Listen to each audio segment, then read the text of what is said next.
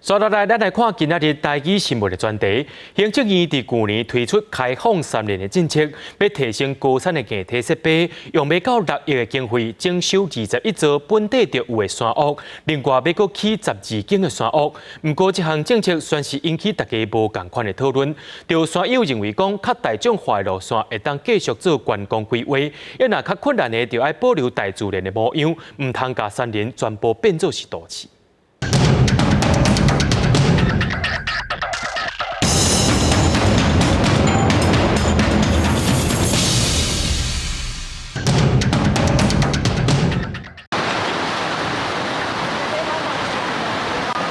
关山气候变化真紧，落大雨的时阵，行到山厝啊，是山友上欢喜的代志。山厝啊内底规个拢是山友的装备，等下要拍裤襠。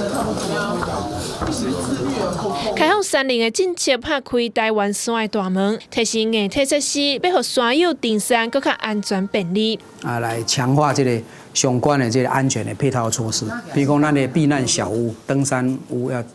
增设步道指标其实通讯。全台总共39座山厝啊当中，21座要重新规划，经费总共5亿1千万，按算伫咧民国113年进行完成。毋但要甲现有的山厝啊规划了更较舒适，另外佫规划伫咧基内东林等所在要新起12座山厝啊。内政部营建署表示，因选地点是因为紧急救难的需求，也是原本的山厝啊算长无法度使用，或者是伫咧原本的山厝啊边啊起新的山厝啊是山友伫山顶的厝，伊的角色哪来哪重要？这是因为伊对原本挡风避雨、临时避难的所在，即马变作是提供大眠、食食、储存，甚至是山林教育的据点。像我后壁这间嘉明湖山屋，其实伊原本叫做避难山屋。这些山屋一开始的功能是避难，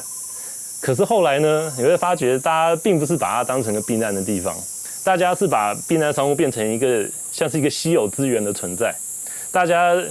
周末连假想要上山去，就要开始抢这些稀有的铺位。正热心来研究山甲政策的城市山人应用国外经验，伊讲山厝有观光形态的服务体系，台湾正受欢迎的登山路线，亲像是玉山的白云山厝啊、嘉明湖沿线、雪山沿线等等，会当服务关山的观光客，互民众简单会当亲近山林。若其他难度较悬的路段，伫咧保障避难的需求之下，应该尽量保留原本抛远的状态，互人行入山林，毋是甲山林变做都市。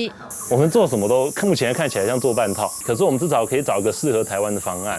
你不要说我们既没有服务，要服务没有服务，要荒野，然后荒野到处都是大便，到处都是小白花。台湾的关山要起山厝啊，真正要引起和保育的鱼类抢地的争议。登山经验要我30档的高度专家吴元豪分析，大量来设山厝啊，恐惊会造成队伍应变能力不足的效果。我就讲，迄政府是戆人啦，你投迄钱也袂得到人感谢。一个南二段规个14家拢总山厝啊，你有山厝了，无人要排迄个天道，无人排天道的时候，你也有人破病，也有人失踪，或者讲天气足歹，你行要到山厝啊，大家都稀咧咧。中央指示起新的山厝啊，互登山的活动更较便利。不过，避难型的山厝啊，嘛变作是吸引真侪登山人口的免费短眠地点，因为污染可能会超过生态的承载量。后续山系的管理机关要安怎管，佫是一个大问题。记者由于真张玉水、林坤明台北台东报道。